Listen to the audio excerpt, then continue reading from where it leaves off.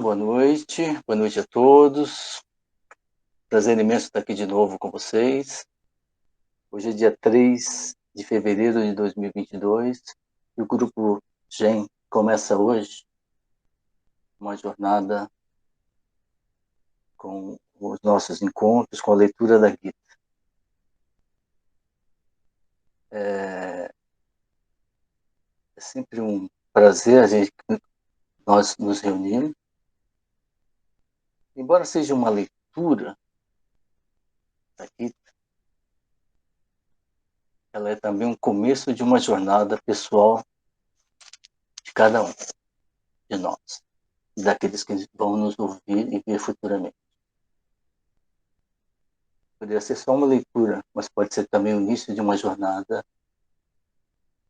que pode nos levar a um lugar muito bonito. E é essa a nossa intenção, proporcionar a cada um de nós, a cada um de vocês, essa oportunidade de poder extrair aquilo que conseguimos desses ensinamentos. Eu me lembro, esse é um problema, né? Qualquer coisa que eu me lembro já não é mais em dias, semanas, meses e anos, são décadas. Né? E algumas décadas atrás eu tive contato com o livro do Yogananda, Autobiografia de um Yogi. Acho que muitos de vocês conhecem esse livro. Eu lembrava que tinha uma passagem lá que o mestre dele tratava da leitura da Gita. Eu me permito ler só um trecho pequenininho disso para a gente relembrar como isso é sagrado, como a leitura dessa Gita, uma leitura dessa escritura, ela é sagrada e pode nos lembrar do divino que há em nós. Essa passagem, o mestre de Yogananda falava das pessoas que simplesmente liam a Gita e tinham um entendimento intelectual da Gita. E não vou ler tudo, mas eu vou ler só um trecho. Aí, algumas pessoas que vieram antes desse pedaço apenas liam e ele como que afastando essas pessoas e falando, olha, você não está entendendo o conteúdo, né? E ele dizia o seguinte, Yogananda falando do mestre dele. O mestre salientava, em outras ocasiões, a futilidade da mera leitura dos livros. Não confunda a compreensão com um vocabulário maior, comentava ele. As obras sagradas são benéficas para estimular o desejo de realização interna. Se um versículo de cada vez for vagarosamente assimilado. Do contrário, o estudo intelectual contínuo pode resultar em vaidade, falsa satisfação e conhecimento indigesto. Sri Yukteswara, o sânscrito não é muito bom, que é o mestre de Yogananda, relatou algum de sua própria experiência ao receber a instrução nas escrituras. O cenário era um cemitério na floresta, em Bengala Oriental, onde observava um instrutor renomado, Dabru Balav. Seu método, simultaneamente simples e difícil, era comum na Índia antiga. Dabru Balav reunir os discípulos ao seu redor na solidão das selvas. O sagrado Bhagavad Gita foi aberto diante deles. Imperturbavelmente, estudavam a passagem durante meia hora, depois fechavam os olhos. Outra meia hora decorreu. O mestre fez um breve comentário. Imóveis, meditavam ainda por uma hora. Por fim, o guru falou. Compreenderam agora o versículo? Sim, senhor. Alguém do grupo aventurou-se a afirmar. Não, não completamente. Procurem a vitalidade espiritual que deu a essas palavras o poder de renovar a Índia, séculos após séculos. Passou-se outra hora em silêncio. O mestre dispensou os discípulos e virou-se para Sri Yukteswar. Conhece a Bhagavad Gita? Não, senhor. Na verdade, não. Apesar dos meus olhos e minha mente terem percorrido as suas páginas muitas vezes. Aí o mestre falou. Centenas de pessoas deram uma resposta diferente. O grande sábio sorriu a meu mestre, abençoando-o. Se alguém se ocupa com a exibição exterior da riqueza das escrituras, que tempo lhe sobra para o silencioso mergulho interno em busca das pérolas de valor incalculável? E prossegue, mas eu paro por aqui. E essa jornada que começa agora possa nos trazer esse valor interno, essa recordação de tudo que precisamos aprender. Cada um receba aquilo que lhe é pertinente de seu entendimento, de sua consciência, de seu estado e de momento. Agradeço a todos vocês por estarem aqui e agora passo a palavra ao professor Rubens para que dê continuidade ao nosso encontro de hoje. Muito obrigado. Eu agradeço, Vanildo, pela sua introdução, né? Quero também agradecer a todos os presentes. Algumas pessoas eu já conheço, outras eu estou vendo pela primeira vez, e acho que aos poucos, à medida que a gente for formando e fortalecendo essa egrégora, a gente vai ter oportunidade de se conhecer um pouco melhor, né? Então, falar sobre Gita, como o Vanildo lembrou, né? Não é assim uma coisa simples. Então, o que eu me proponho trabalhar com vocês é ser um facilitador, nada mais do que isso. Alguém que vai ajudar a mediar essa relação de cada um com o texto, né? Porque o texto ele tem voz própria, então ele deve falar por si só também. Então, na medida que a gente for avançando nas discussões, claro que todos vão ficar à vontade, vão poder se manifestar, mas eu preciso já ir dando alguns avisos, porque nem todos estão cientes da nossa metodologia, de como nós avançamos nos estudos. Então, em princípio, essas reuniões são gravadas e eu subo depois para compartilhar com todas as pessoas. Então, se alguém tiver qualquer problema com a exposição de imagem ou de um comentário, né, o ideal é que não abra a câmera, por exemplo, né? E agora pode acontecer que a pessoa não tenha esse problema e depois não gostou de alguma coisa que não saiu como ela quisesse. Claro que isso é muito trabalho, mas ainda assim, por favor, me avisa que eu ainda tenho chance de fazer pequenas edições e eliminar essa parte. Porque a ideia é que esse trabalho sirva às pessoas. Então, quando a gente for se manifestar, a gente se manifeste com essa consciência, né? Então, hoje, nós não sei se vai ser possível a gente iniciar já a leitura do texto, porque eu preciso primeiro fazer uma introdução a todo o material de trabalho que existe à nossa disposição e levando em conta os diferentes níveis de compreensão das pessoas e lembrando que para esse nosso encontro não existe nenhum outro pré-requisito a não ser um coração batendo no peito, que é como o Vanildo lembrou, né? Então, a minha preocupação vai ser conseguir encontrar uma linguagem que atenda a quem está chegando agora e também a quem já tem, assim, um pouco mais de conhecimento nessa área.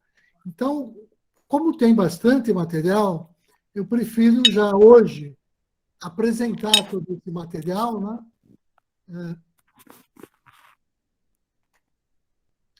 de uma vez só.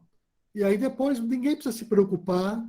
Hoje a gente vai falar um pouquinho de alguns textos, do Devanagari, da transliteração, mas isso não é para preocupar ninguém, né? Porque tudo vai ser introduzido na hora certa e na medida certa. Na semana que vem, com sorte, a gente já começa a leitura do texto integral no sânscrito, depois tratando da tradução. Então, para começar hoje, eu queria apresentar algumas coisas. Eu vou compartilhar assim um material, um pouco das coisas de como nós viemos trabalhando esse tema ao longo dos anos. Então, eu quero compartilhar de início, só para apresentar assim as pessoas, né? Eu quero compartilhar o, o canal onde esse material vai ficar registrado, como as pessoas podem acessar, e deixa eu me dar um minutinho, então, para eu ir apresentando isso assim, aos poucos para as pessoas, tá certo? Eu acho que vocês já estão vendo aqui a minha tela. Deixa eu ver se eu abro aqui agora.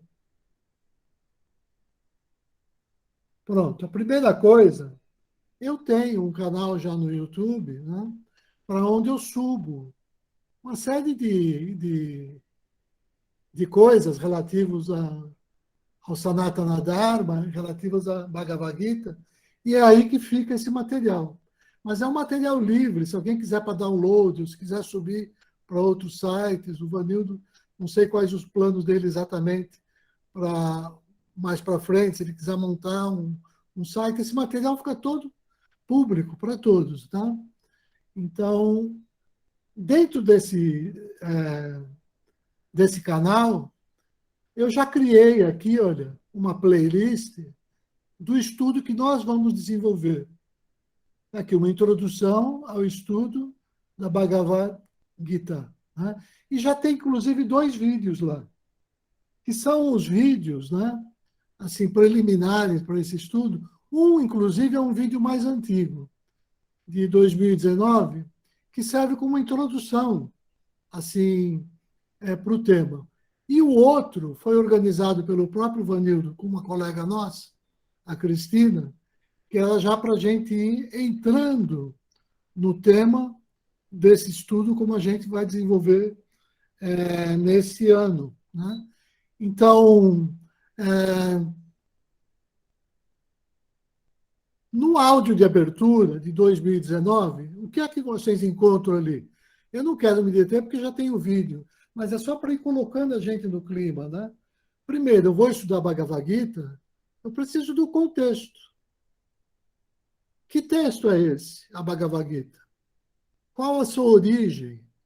Qual o seu contexto? Onde ele se insere? Como ele chegou até nós? Então, a história e a perspectiva que nós temos é um pouco eurocêntrica, né? Nós sabemos que o primeiro comentador de Shankara, o primeiro comentador da Bhagavad Gita, foi Shankara.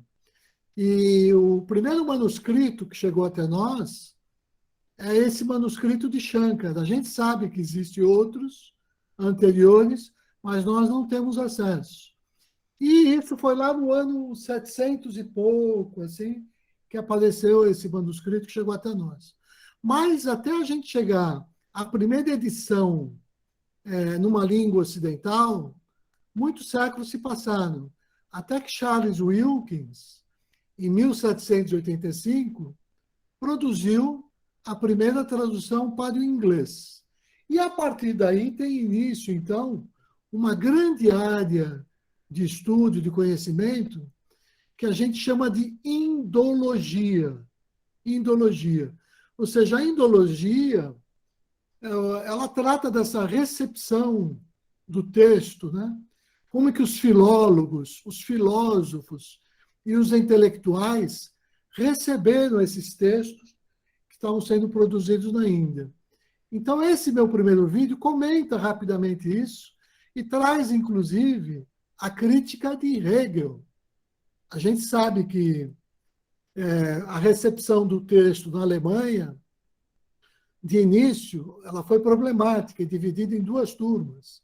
E uma das turmas, né, ela meio que profanava assim, esses textos sagrados da Índia e deu origem, inclusive, a interpretações nazistas, né, que a Bhagavad Gita, de alguma maneira, está associada com uma leitura de quem faz apologia às guerras.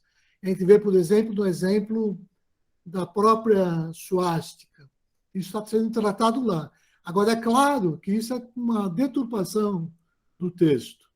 E o valor do texto pela civilização ocidental, ela vai se dar por uma grande parte de filósofos e poetas, né? E assim, o texto chega ao Brasil, né? Uma espécie que a gente chama aqui de neo-vedanta, né? É uma espécie de interpretação tropicalista, como a gente viu em algumas traduções produzidas aqui, inclusive a do Rogério Duarte, com o prefácio do Caetano Veloso, e com o CD que aparece Gilberto Gil, e uma série de outros assim, expoentes da nossa cultura. Então, isso aparece nesse primeiro videozinho, para ainda no contexto, que eu tinha gravado lá em 2019. Aí, já mais recente, aí eu não quero me deter muito, porque algumas pessoas daqui, inclusive, estavam presentes, né? Nós fizemos agora, no dia 27, essa discussão sobre a Gita de 7 versos, né? E o desenvolvimento da visão divina. A visão divina. A fala do Vanildo já foi uma espécie de gancho para eu poder tratar sobre esse diferencial entre a compreensão intelectual do texto e aquela compreensão que, de alguma maneira, me possibilita o discernimento espiritual ou a visão espiritual, tal como o guru reconheceu no mestre de Yogananda, que o Vanildo comentou. Então, a leitura que a gente venha fazendo é que a Bhagavad Gita ela se constitui como uma revelação completa da arte e da ciência da meditação. Né? A arte aqui entendida como o Shuddha ou o puro yoga. Né? Isso é que é arte, essa parte prática, engajada. E como ciência também, né? Ou seja, como a essência do Dharma, como Shuddha Dharma nesse contexto. Né? Então, essa Gita de 7 versos que nós vimos, que está no segundo vídeo, resume o ensinamento oculto da Bhagavad Gita, que é o que a gente chama, eu falava lá, de Gitopadesha. Que ensinamento é esse? Né? Claro que a gente não vai poder retomar agora toda aquela palestra, mas dito em duas sentenças. Né? A Gitopadesha, ela expressa a relação do Gita Mantra Om Namo Narayanaya com o Dhyana Mantra Hansa. Né? Ora, para que isso a gente não quero gastar muito tempo aqui, é só uma lembrança. Né? Se eu lembrar que a Bhagavad Gita é um diálogo entre Krishna e Arjuna, que a Gitopadesha é a representação da quadriga onde esse diálogo acontece, né? Esse diálogo entre Krishna e Arjuna, que são respectivamente Nara e Narayana, esses são os epitetos deles, né?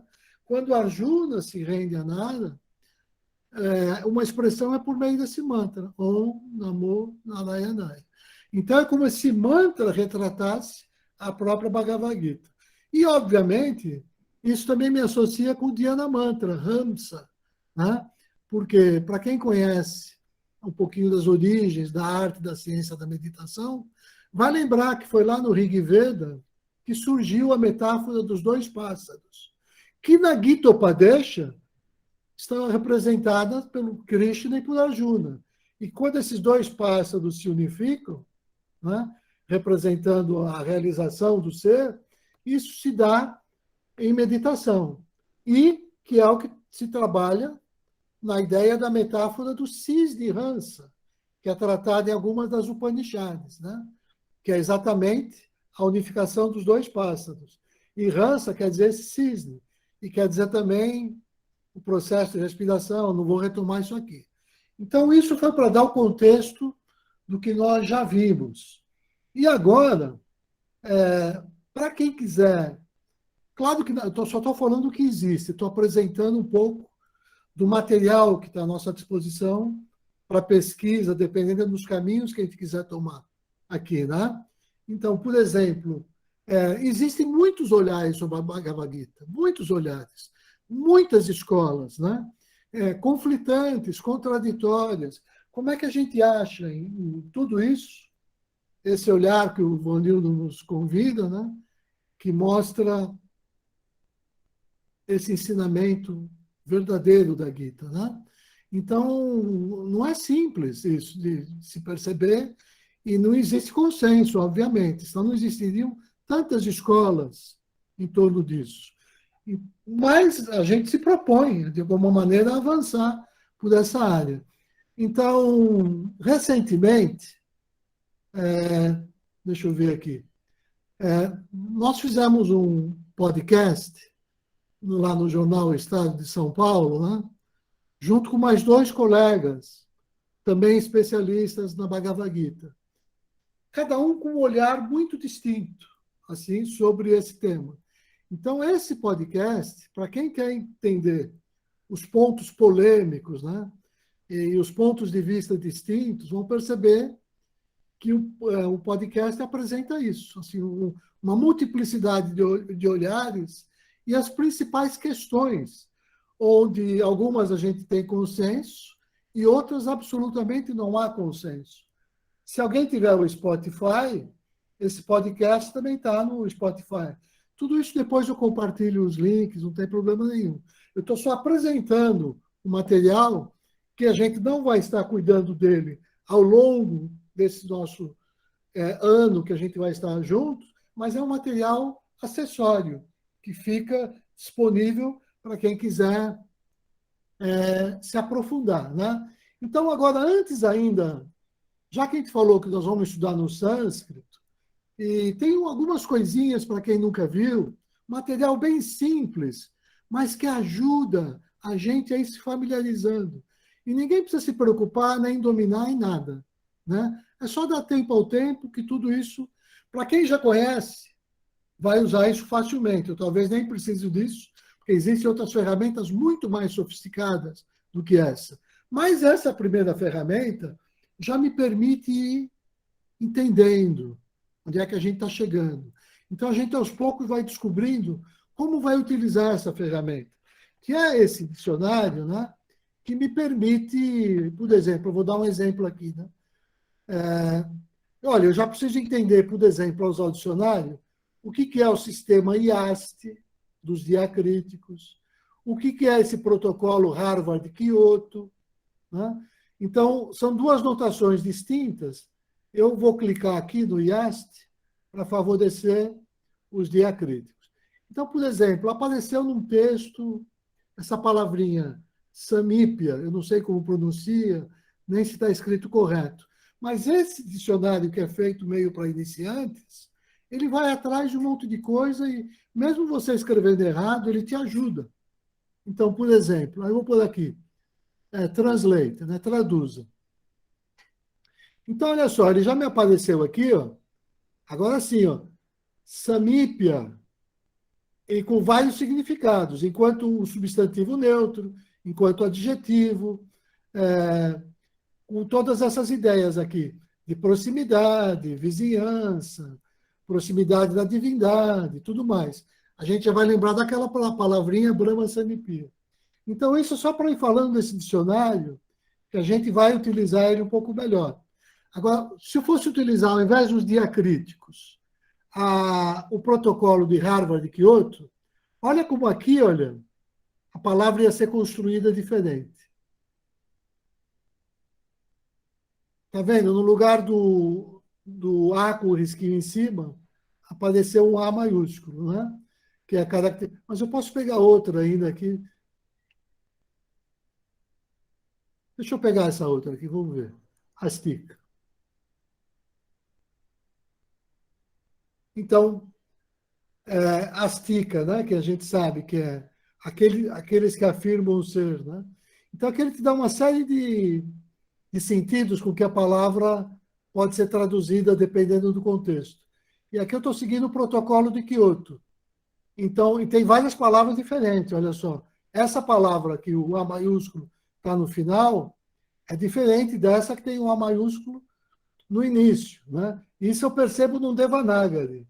Quando eu entendo esse símbolo aqui, eu percebo que esse símbolo representa isso. E esse outro símbolo é que representa esse.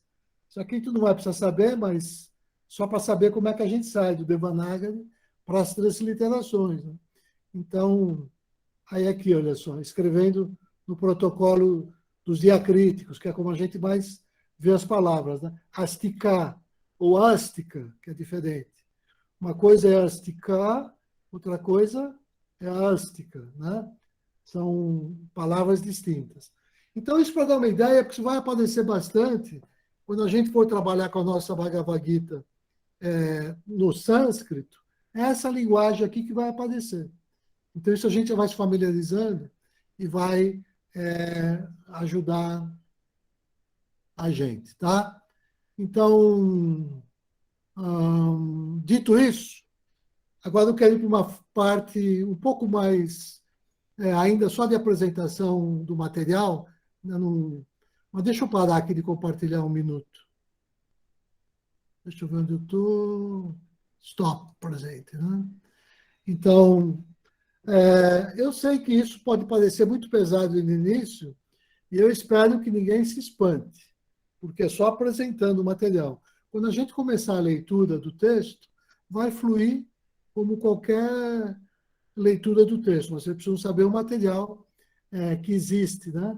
Para se alguém quiser estudar, se aprofundar.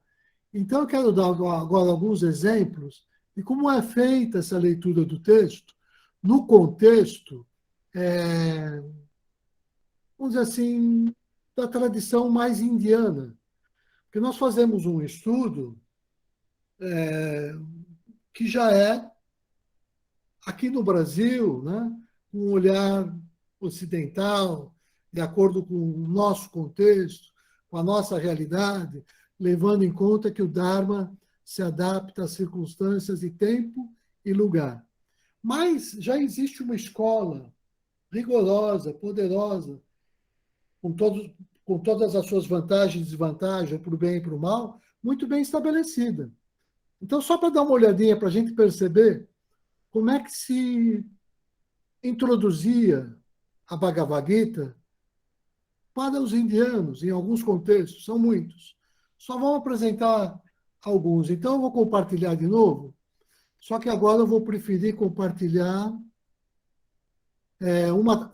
uma aba específica, que é para poder compartilhar também o áudio. Porque agora eu quero já introduzir um outro elemento, que é a gente ouvindo o sânscrito. Depois a gente já tem a representação do sânscrito escrito, depois a gente pode fazer a tradução, né? Então tem todo um... Mas vamos ouvir no sânscrito. E assim, em vários níveis distintos. Eu quero apresentar alguns modelos para perceber como isso funciona. Então, deixa eu ver se eu acho aqui a aba. Me dá só um minuto. Aqui essa que eu quero.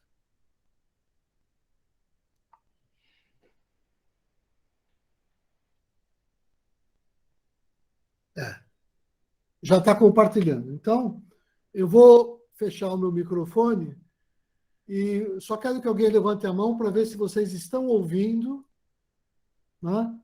Porque eu preciso saber se o áudio está bom.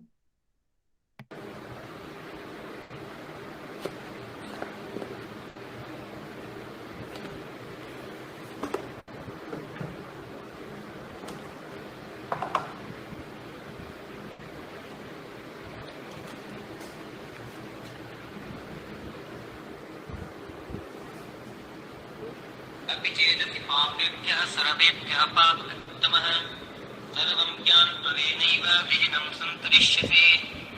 यदि तुम्हें समस्त पापियों में भी सर्वाधिक पापी समझा जाए तो भी तुम दिव्य ज्ञान रूपी नाव में स्थित होकर दुख सागर को पार करने में समर्थ होगे।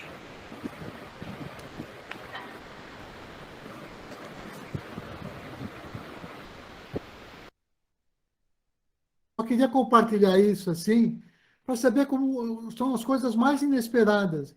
Imagina que já existe esse aparelhinho, deve ter ali uma folha de papel, algum chipzinho, alguma coisa, que você coloca naquele quadradinho do verso e a tua canetinha lê para você o verso em sânscrito. Então, imagina como para algumas pessoas isso já pode facilitar assim o estudo, né? Claro que alguns gostam de ter o livro impresso na mão e gostariam de saber como pronunciar, né, direito. Então, com essa canetinha, e se eu conhecer o script, o Devanagari, isso é possível. Para dar uma ideia, mas é claro que a gente não precisa de nada disso. Isso nem está aqui, acho que é acessível para a gente. Mas eu quero agora compartilhar um outro tipo de estudo, que é como as pessoas estudavam a Gita. Você vai cantando, cantando, cantando, memorizando, e você tem gente que sabe a Gita de cor, em sânscrito, né? Porque ela é cantada, que é uma maravilha para a memória, é uma maravilha para uma série de outras coisas, como exercício. Mas então só quero dar esse exemplo, porque e até para entender o quanto que falta para a gente perceber a riqueza que é essa obra e as possibilidades que ela apresenta para a gente.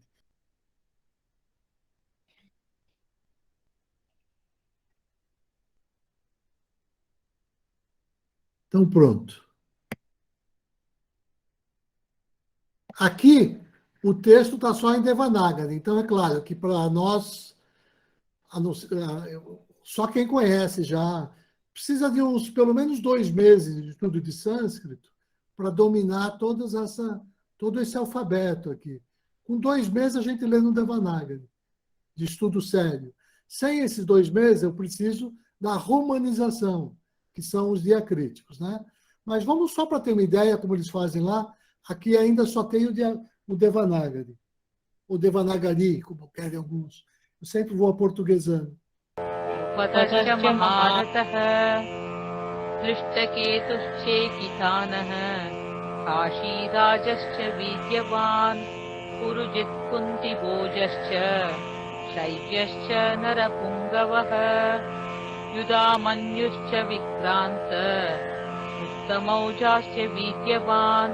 सौभद्रो द्रौपदेयाश्च सर्व एव महारथाः.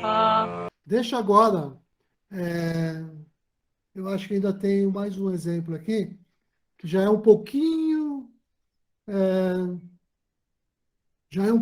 mais palatável para nós, né? Só para a gente perceber assim, quanta coisa existe.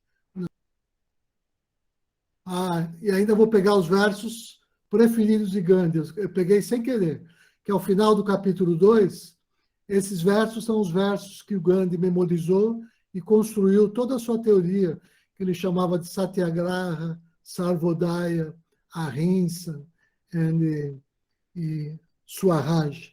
São alguns termos técnicos que ele utilizou para construir toda a sua teoria de emancipação do ser, né? De emancipação da Índia. E, basicamente, os versos que ele escolheu foram os versos finais, uns 20 versos finais do capítulo 2. Então, aqui a gente vai pegar alguns deles, só para mostrar. Vou só compartilhar um minutinho. E aqui, veja que nós estamos trabalhando com o sistema IAST. Eu não preciso mais do Devanagari. Então, eu consigo acompanhar o que está sendo declamado ou cantado. Deixa eu ver um minutinho.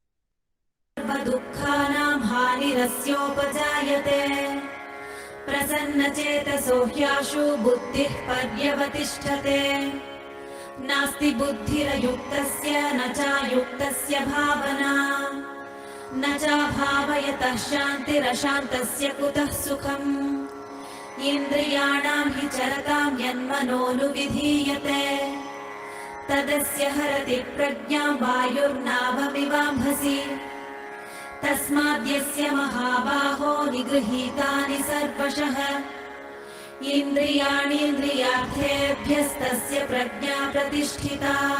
Já agora eu vou utilizar um texto, não o principal, mas um texto acessório que a gente pode utilizar para acompanhar a gente ao longo de todo esse ano, para fazer esse estudo. Quando nós formos fazer a leitura, verso a verso, da Bhagavad Gita, né? Então, seria... Vou compartilhar de novo aqui agora, tá?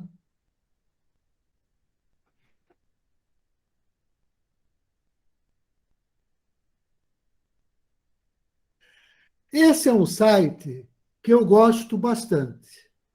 Assim, é claro que aqui ainda só está em inglês, mas a gente sempre pode usar aquele recurso de clicar com o mouse da mão direita e... Ué, aqui não apareceu.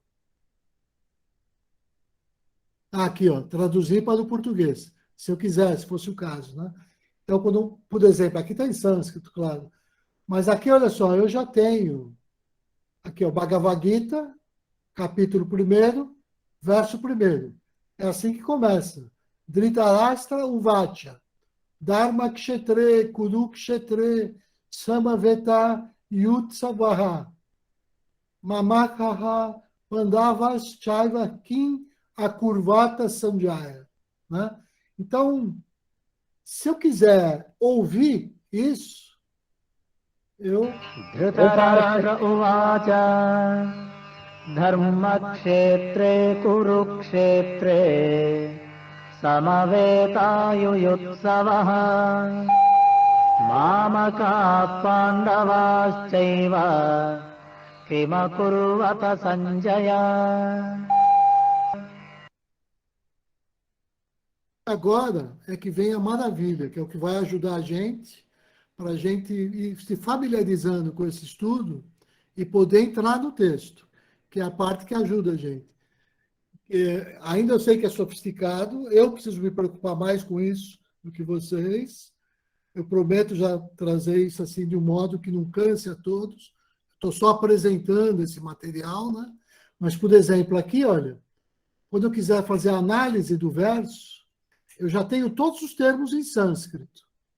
Então, eu posso discutir as traduções termo a termo, na sua função sintática e semântica. Eu posso fazer uma análise da sentença completa, né? Então, essa análise aparece aqui, ó. Só clicar aqui, análise. Ó, a sintaxe, a gramática, e ainda aparece isso aqui, ó. As variações textuais, aqui quer dizer o seguinte, que, embora o texto já esteja consolidado, ao longo dos séculos, é natural que no sul da Índia e o norte da Índia, você tivesse Bhagavad Gita com variações de pequenas palavras em alguns versos, porque a cópia não era perfeita. Então, eles apontam, verso a verso, onde essas variações ocorrem.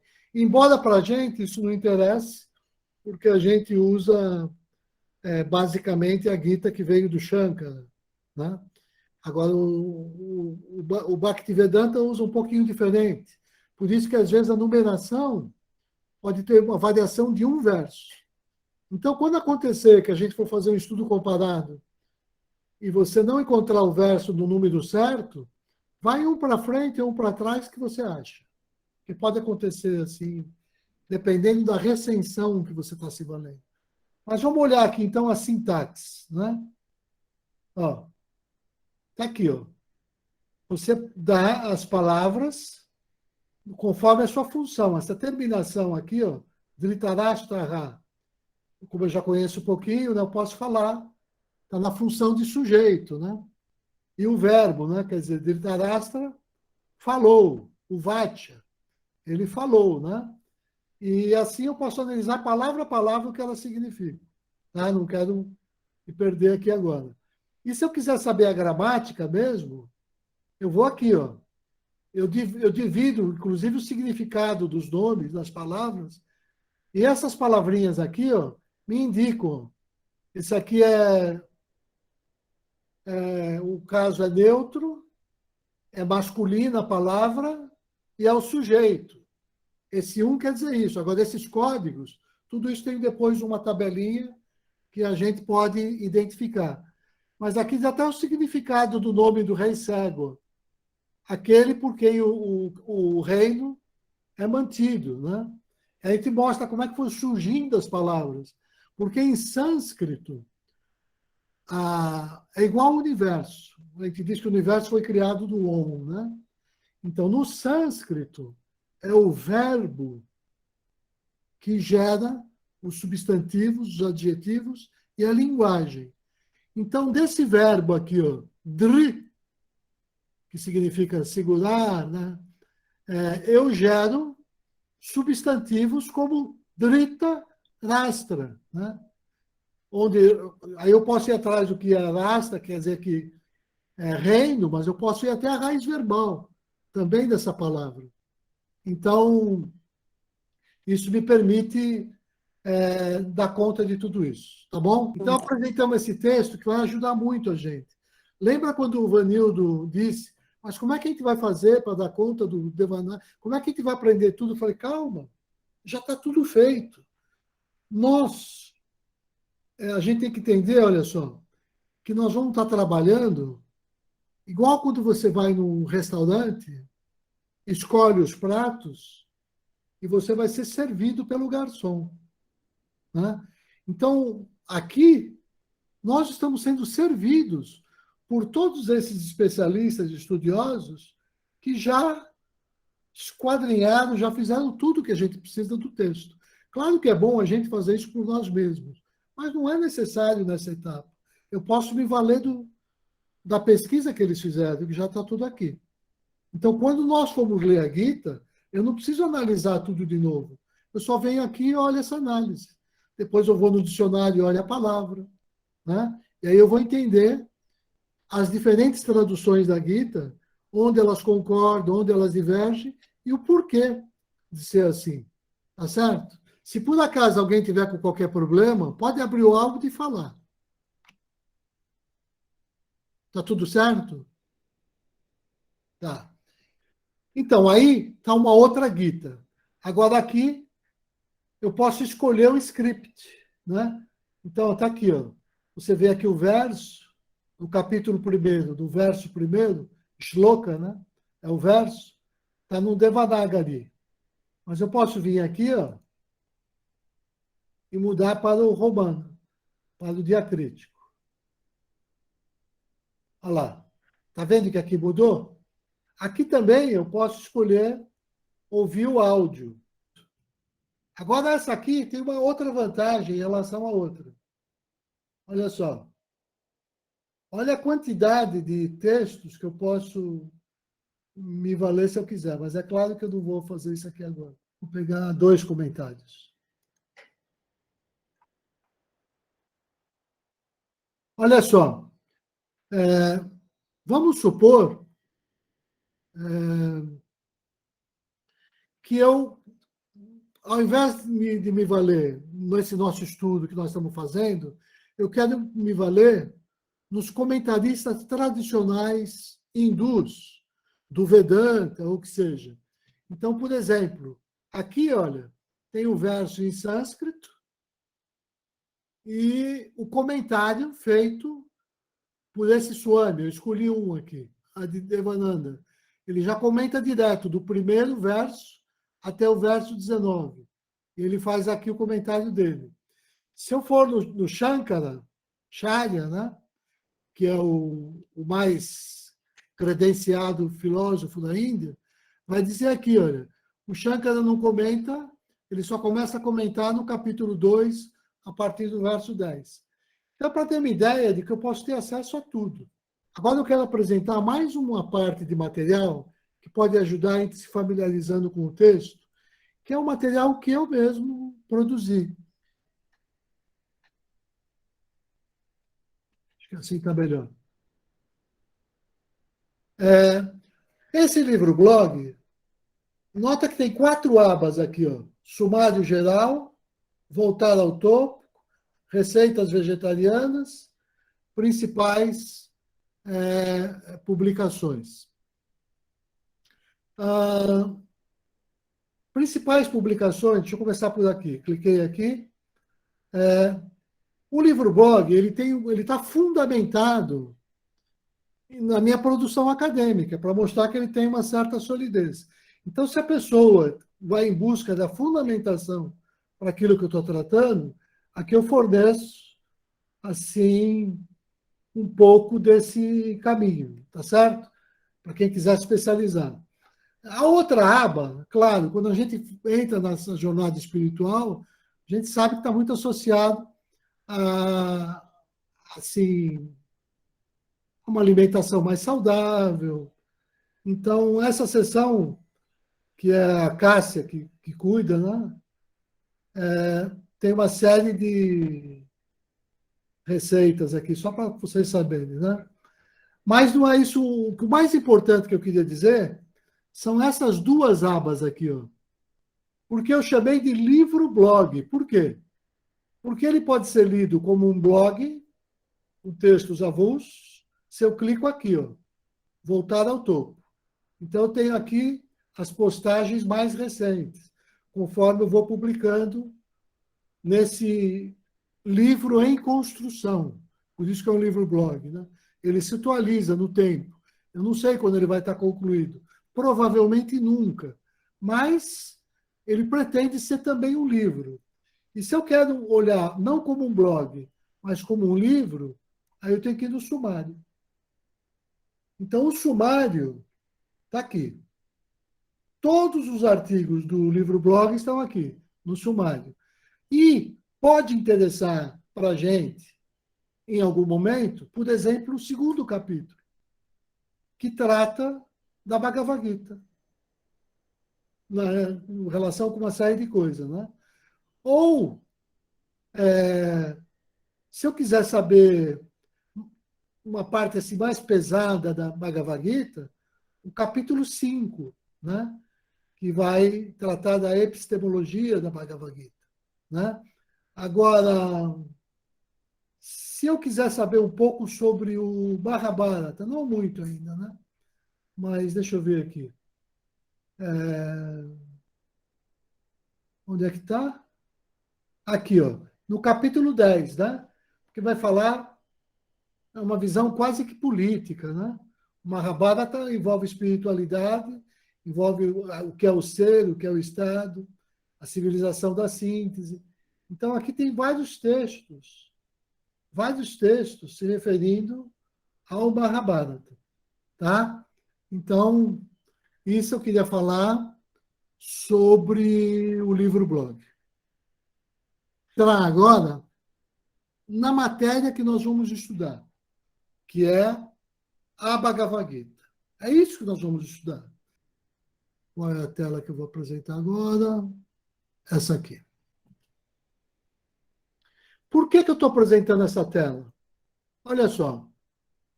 A Bhagavad Gita de 700 versos, que é o que nós vamos estudar, ela tem 18 capítulos. Agora, tem uma coisa interessante, que ninguém fala, é muito difícil encontrar isso. Aliás, os estudiosos de algumas escolas sabem disso e produzem artigos sobre isso. Que apesar de você ter 18 capítulos direto, ela é entendida como sendo de 3 partes. 6, 6 e 6. E isso já faz eu me lembrar do estudo que nós fizemos da Gita Bhashya de Hansa Yogi, que além dos 6, 6 e 6, tem os mais 6, que é a parte da síntese, né? Tinha lá na Gita Bhashya, que nós fizemos no ano passado, tinha o Shuddha Sankhya, 6, 6 e 6, e o Shuddha Yoga, mais 6. Mais a introdução e a conclusão, dava os 26. Aqui, muita gente divide o entendimento. Eu não partilho dessa divisão, tá? Só para dizer assim, é como as pessoas fazem a leitura. Eu não compartilho dessa visão. Mas algumas escolas do Vedanta dividem assim. Até porque eu não compartilho, até porque quando você vai no Mahabharata e encontra a Bhagavad Gita lá dentro, nem divisão de capítulo tem. Ela vem direto no discurso. Essa divisão de capítulos, ela foi introduzida depois que você retira a Gita do Mahabharata, para facilitar a nossa compreensão, a pedagogia do texto, né? Então, você vai dando alguns títulos. A Bhagavad Gita não tinha título por capítulo, conforme ela está no Mahabharata. Esse corrente no mundo.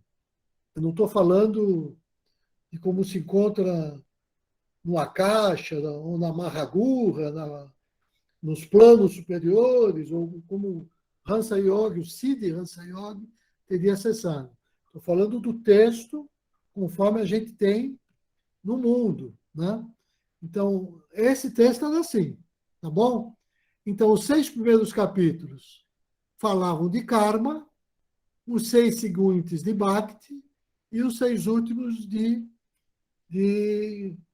jnana, tá? É isso que... Aí eu escrevi aqui algumas coisinhas que acho que pode ajudar aqui, deixa eu ver. Eu vou ler, né? Segundo algumas escolas, os 6 primeiros capítulos se ocupariam de karma ou das ações que nos conduzem à realização. Os 6 capítulos seguintes de bhakti, a devoção, e os 6 capítulos finais em jnana, conhecimento necessário para se empreender a realização do ser. Essa divisão, quem quiser saber de onde isso vem, o que é importante para a gente é sempre saber de onde isso vem, né? A gente não pode simplesmente aceitar uma coisa do nada, né? Então, essa divisão remonta a Yamunacharya, um santo Vaishnava do século X, né? Um dos gurus de Ramanuja, né? Então, é o Ramanuja que vai mostrar essa ideia na sua Gita Bhashya. O que quer dizer Gita Bhashya? Lembrando, né? Bhashya quer dizer comentário. Então, é o comentário que o Ramanuja produziu sobre a Gita, sobre a Bhagavad Gita.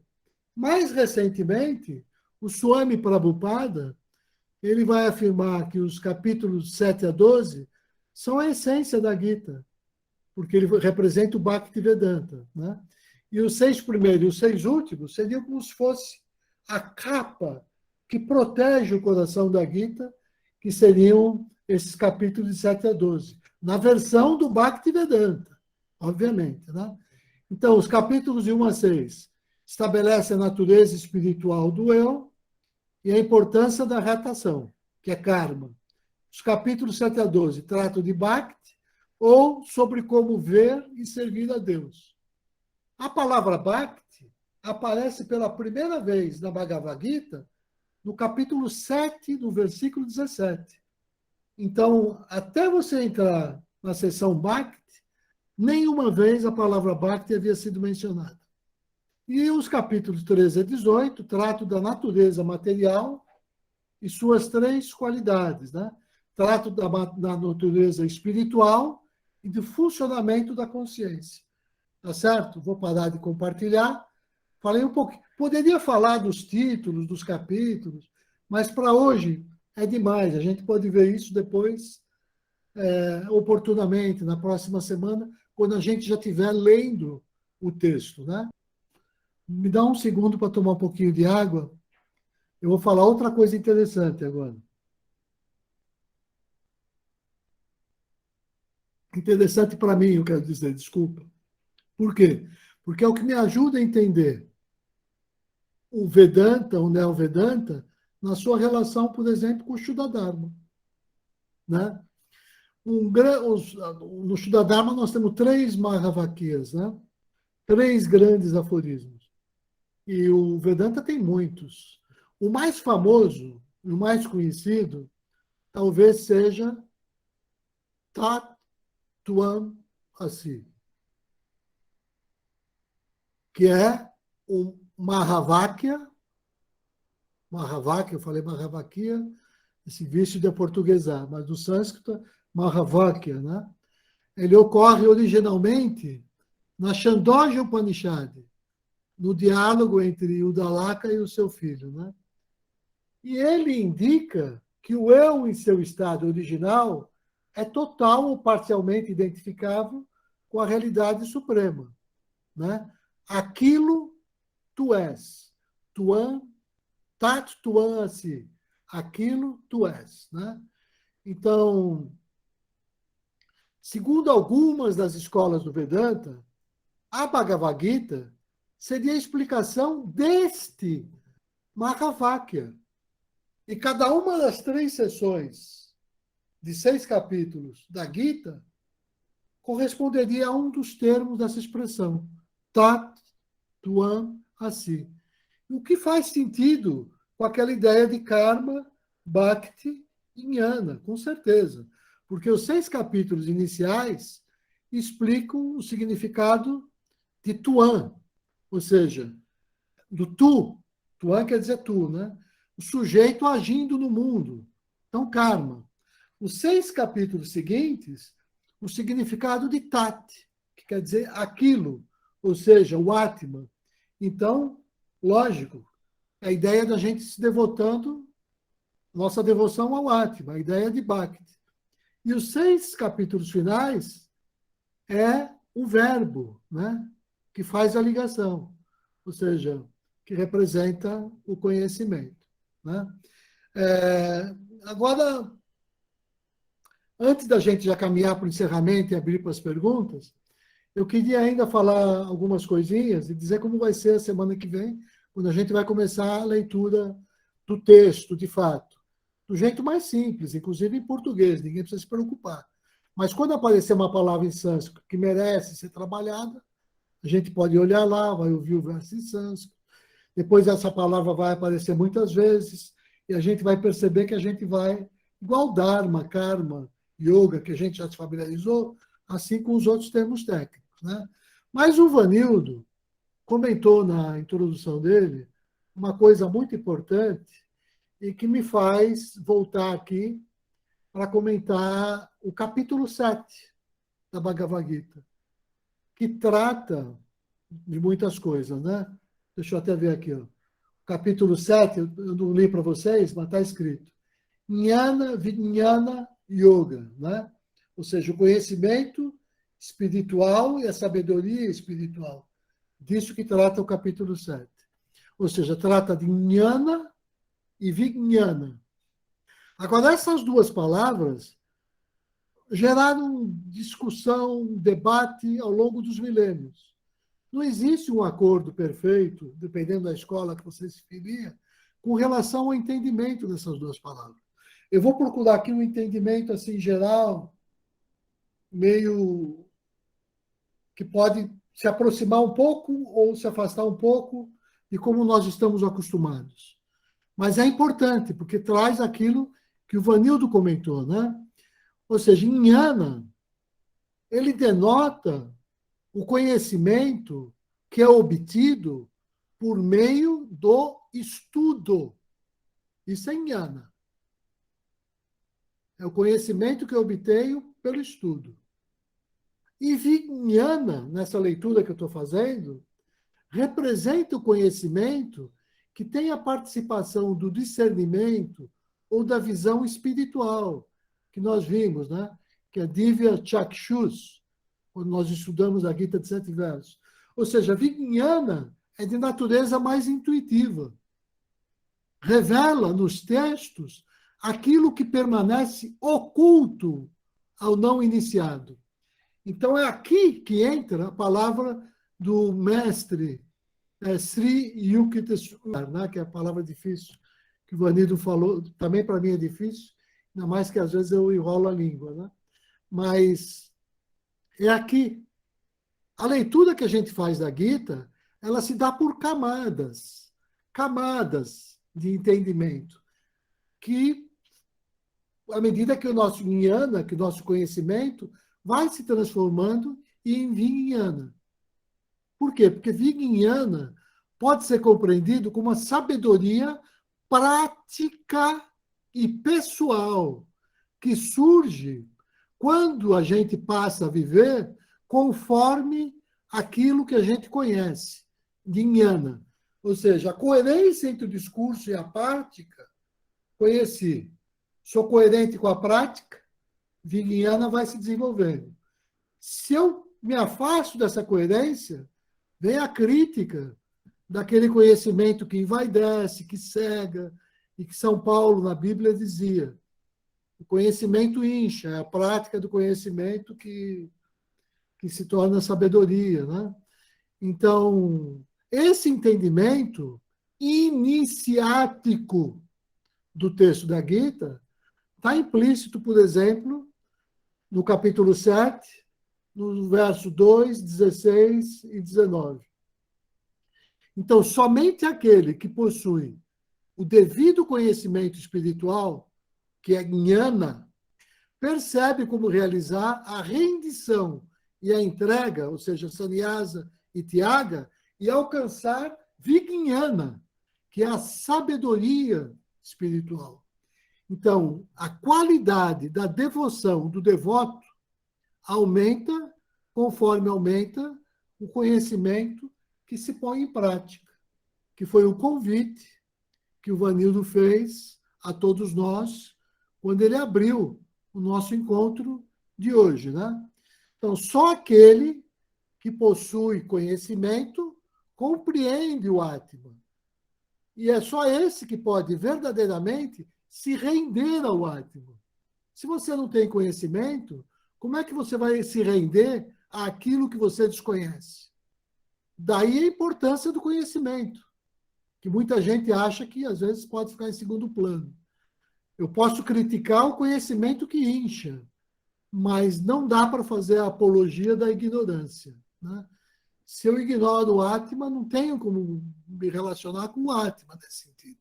E é claro que esse conhecimento desabrocha por meio do amor, da devoção e tudo mais. Isso é inteligível.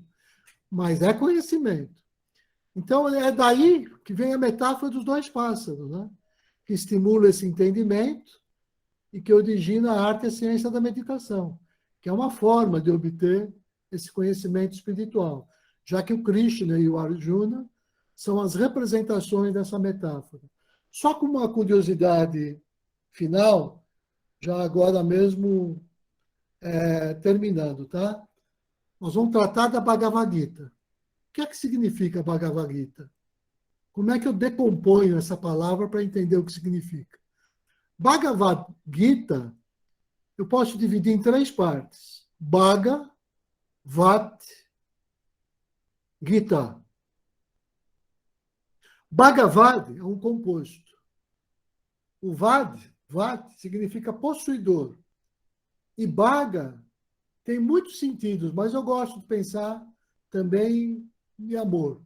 Então, Bhagavad é aquele possuidor de amor, aquele que é possuidor de amor, e que eu traduzo como glória, glorioso. E Gita é canção. Então, Bhagavad Gita é a canção do Senhor, que é o glorioso, né? Então, isso é o que significa Bhagavad Gita. E só por curiosidade, Bhaga, né, é também uma divindade lá do período védico, né? É o Senhor da vida, a divindade do amor, da prosperidade e do casamento. É um dos 12 Adityas, ou dos 12 filhos do Rishi Kashyapa, descritos no Rig Veda e nos Brahmanas, né? Ele participou, inclusive, lá no Mahabharata, se diz que o deus Bhaga participou das comemorações do aniversário de Arjuna, né? E também esteve presente em algumas batalhas, inclusive no momento contra o próprio Arjuna, né? Eu não sei aí os detalhes, mas o texto do Mahabharata trata disso, né? Bom, e uma outra curiosidade, todo mundo tem uma palavra muito comum aí, que é a palavra boga. O sânscrito tem essa característica muito interessante. A palavra boga, que significa satisfação, alegria, ela deriva de baga, que significa boga, quer dizer, aquilo que é gerado por baga. Daí também vem outros entendimentos, como tem essa coisa relacionada ao amor, ou que gera satisfação e alegria, né? Às vezes, no sânscrito mais popular, Bhaga é entendido também como períneo. Períneo. Então, esse foi O Vanildo sempre fala para a gente ser britânico e finalizar brasileiramente. Para eu não incorrer no erro da finalização brasileira, vou deixar isso para os colegas nessa discussão final. Então, eu devolvo a palavra para o Vanildo para a gente dar a palavra para alguns colegas e caminhar para o encerramento. Peço desculpas e compreensão se hoje foi assim muito extenso, porque eu precisava mostrar tudo que a gente tem e a semana que vem nosso compromisso será dar conta do capítulo 1º. Então, com sorte, em 18 encontros de estudo da Gita, nós daremos conta do texto como um todo. Tá certo? Eu agradeço a todos e peço a compreensão se hoje eu tive que me estender um pouquinho. Obrigado pela explanação.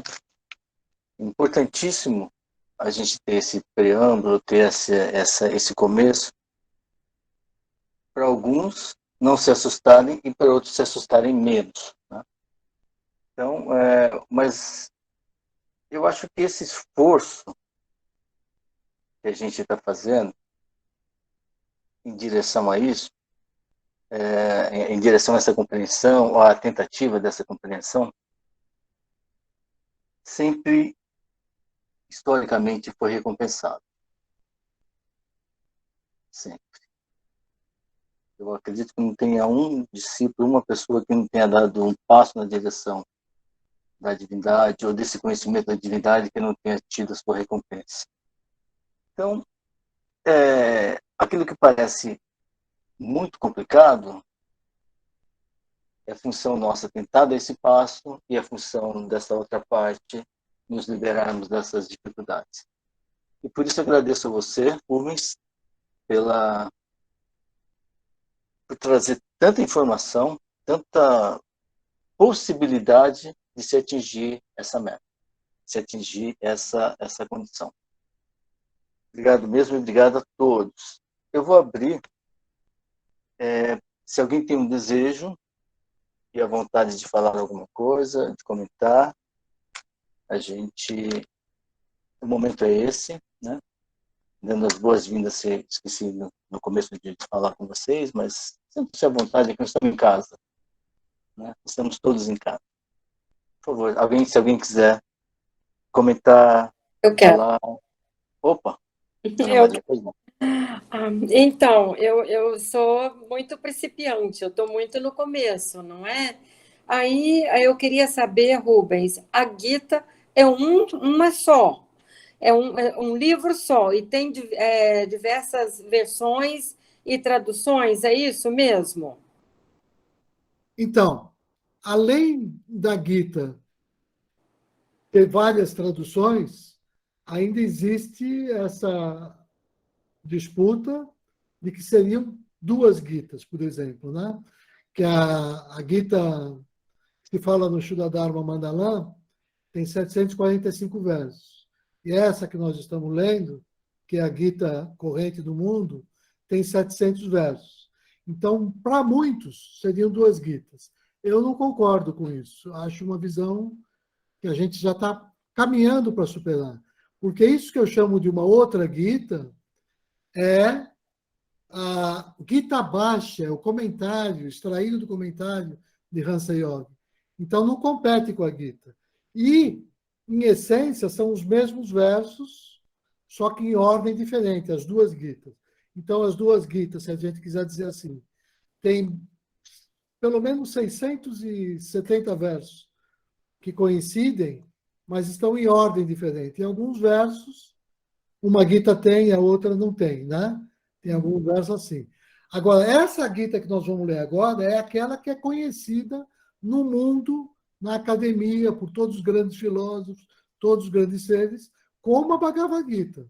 A outra é reconhecida como comentário, né? Essa minha, Rubens, qual que seria essa minha? Quem é o autor, que eu não consigo ler aqui? O autor tradução comentada por Carlos Eduardo G. Barbosa. Claro, é a Gita de 18 capítulos. E esse então é essa que nós vamos estudar. Esse é um estudioso da Gita. Tá ótimo. Então tá bom, Rubens. Obrigada. Foi muito complicado, Maria, porque eu sei que você está começando. Deu dor de cabeça, assim? Não. Você fala muito bacana, Rubens. Foi ótimo ouvir tudo. Muito. Agora são muitas informações, não é? Muita palavra desconhecida, muita palavra diferente, mas você mesmo toda hora falava, não precisa assustar, não preocupa. Então foi ótimo. Adorei, Rubens, como sempre. Tá bom. Muito obrigada. Obrigado. Vamos abrir para mais alguém? Alguém quer comentar, fazer mais algum comentário? Só uma palavrinha, Vanildo. Pois não. Acho que o Rubens, primeiro, boa noite mais uma vez a todos e a todas.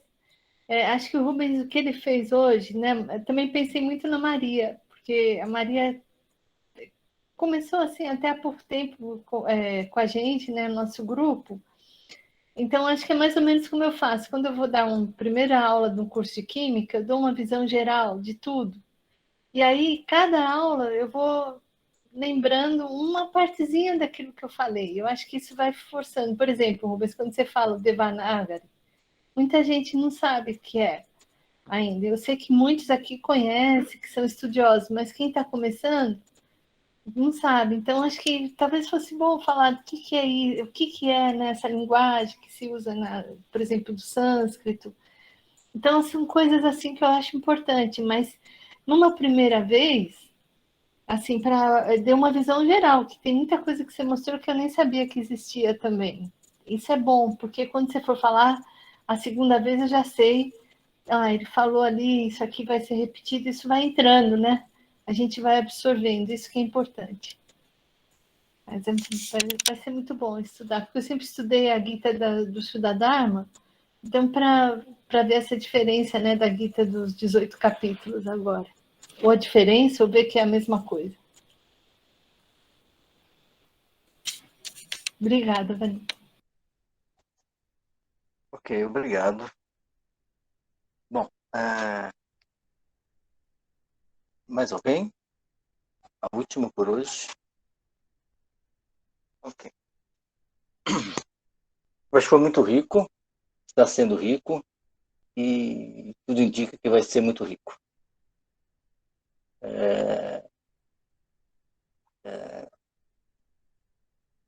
Eu estava tentando lembrar o nome de um cientista, assim, que ele nos ensina a aprender tudo. Eu não lembro o nome dele agora, Feynman, eu acho, alguma coisa assim. E ele fala que a primeira coisa que a gente tem que aprender é que você capta isso, uma coisa que você nunca viu, e tenta explicar para uma criança o que você aprendeu. De uma forma mais simples possível. Né? Então, assim, somos crianças, Rubens, todos aqui. Então, vamos, assim, um dos primeiros passos. Primeiro você tenta pegar, faz o diagrama, etc. E depois, como se estivesse explicando para a criança, olha, isso aqui é lei quântica, lei física quântica. Assim, é uma coisa que você vai aprender dessa maneira, dessa forma, desse jeito, com essas questões, né? Então, isso é muito legal. Então, assim, primeiro tirar o medo de tudo isso. Se estamos no caminho, estamos aqui, é porque a capacidade para isso nos foi dada. Né? Temos uma pessoa que tem um interesse, que tem um conhecimento, que tem a generosidade de nos mostrar um caminho. Não somos seus seguidores, Rubens, mas somos seus companheiros de jornada que você vai nos ficar, nós vamos filtrar e trazer aquilo que nos interessa, que conseguimos captar daquilo que você vai nos mostrar. Né? E cada um tem a sua forma de interpretar, de perceber. E por isso somos eternamente agradecidos a você por toda a generosidade e toda a disponibilidade que você tem de distribuir esse conhecimento para nós todos. Né? Eu vou pedir, então, hoje, para o Fanan fazer um encerramento para a gente, Fanan. Sei que você veio hoje de uma meditação, mas eu peço que você faça isso, por gentileza. Agradecendo novamente a todo mundo, em especial Rubens, e a todos que participaram, aqueles que estiveram e que por algum motivo não estão mais, e a todos aqueles que virão assistir a nossa palestra, esse encontro, e agradecendo do fundo do coração a cada um de vocês. Muito obrigado. Não, por gentileza. Muito obrigado. Olhos fechados, postura digna, e colocamos a atenção no centro do nosso peito, no nosso sagrado coração. E colocamos as nossas duas mãos juntas diante do coração, a sede do nosso amor. E quando eu coloco minhas duas mãos juntas diante desse amor, eu estou mostrando o que eu sou. Eu junto minha luz e minha sombra, o que eu já conheço e o que eu ainda desconheço em mim. Isso é o que eu sou.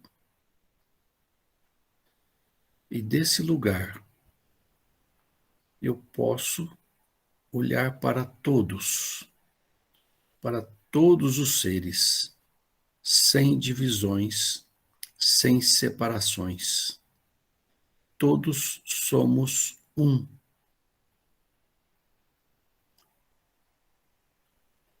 E assim, eu faço uma reverência, agradecendo a todos os nossos mestres que vieram antes e que nos deixaram o caminho preparado, que possam nos dar ainda a força e a esperança necessária para caminharmos com profunda humildade. E que assim seja. Namastê.